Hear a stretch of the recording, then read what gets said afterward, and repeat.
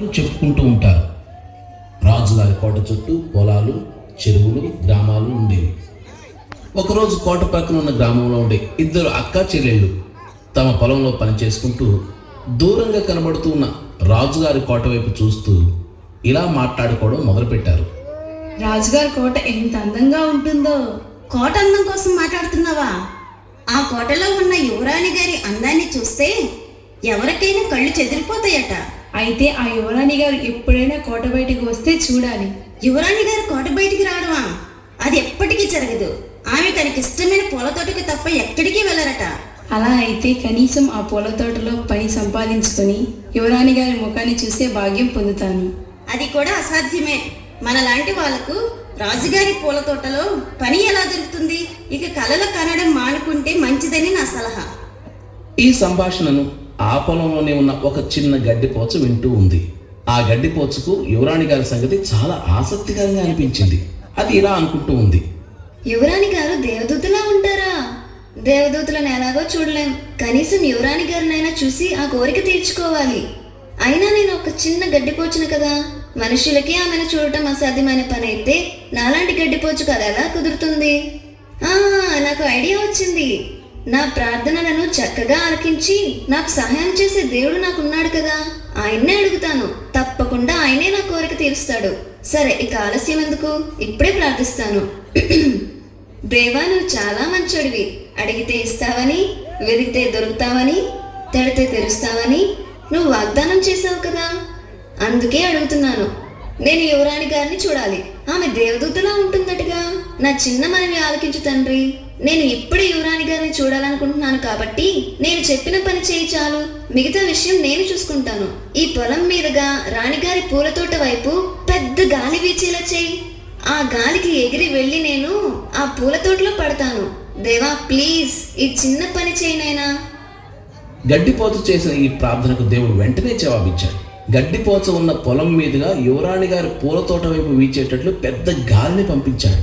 ఆ గాలికి గడ్డిపోచ ఒక్కసారిగా ఎగురుకుంటూ వెళ్ళి సరిగ్గా తాను ఆశించినట్లే కోటలో ఉన్న పూల తోటలో పడింది.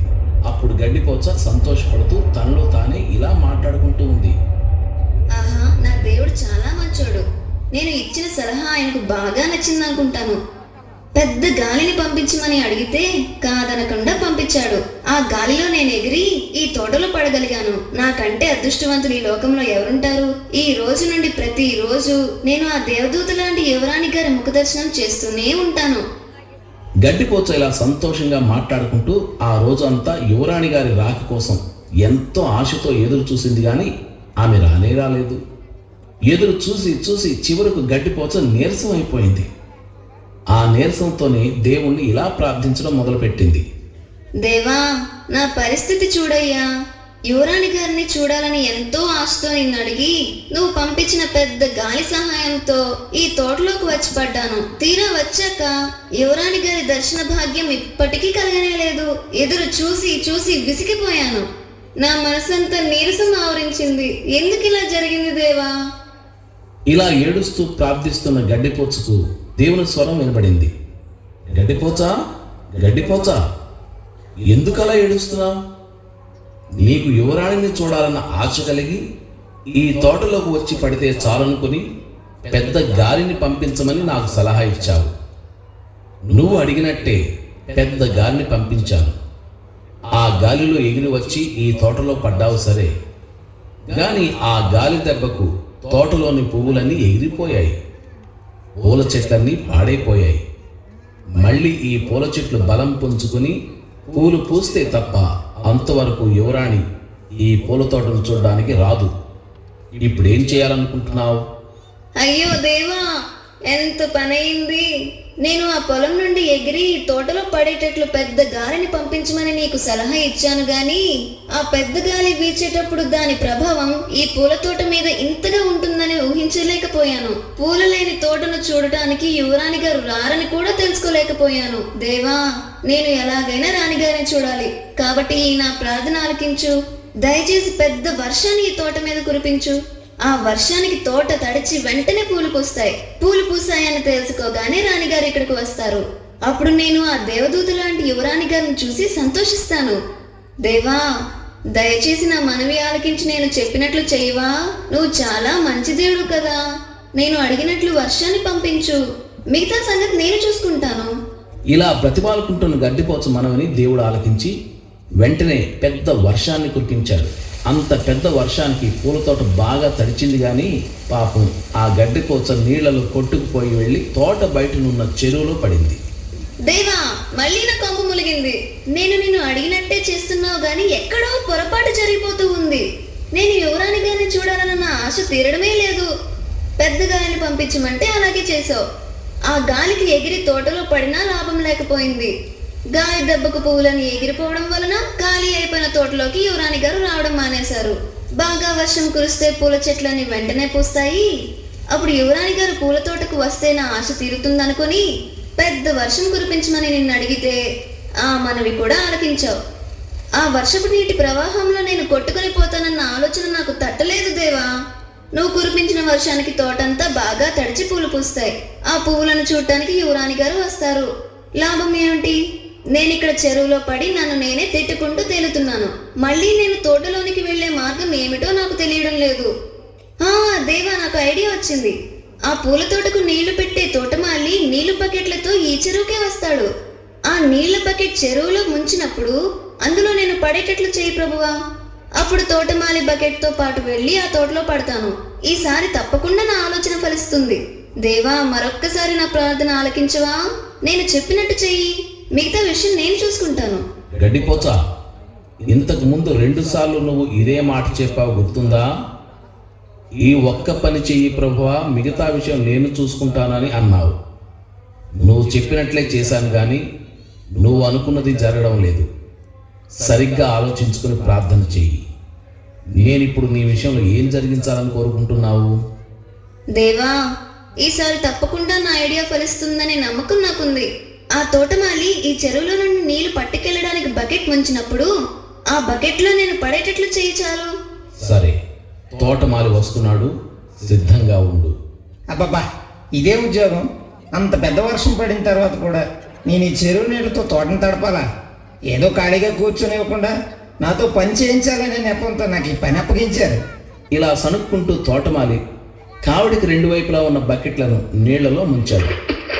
ఒక బకెట్లో ఆ గడ్డిపోచ పడేటట్లు దేవుడు చేశాడు. గడ్డిపోచ తాను అనుకున్నట్లే ఆ తోటమాలి బకెట్లో పడినందుకు చాలా సంతోషపడింది.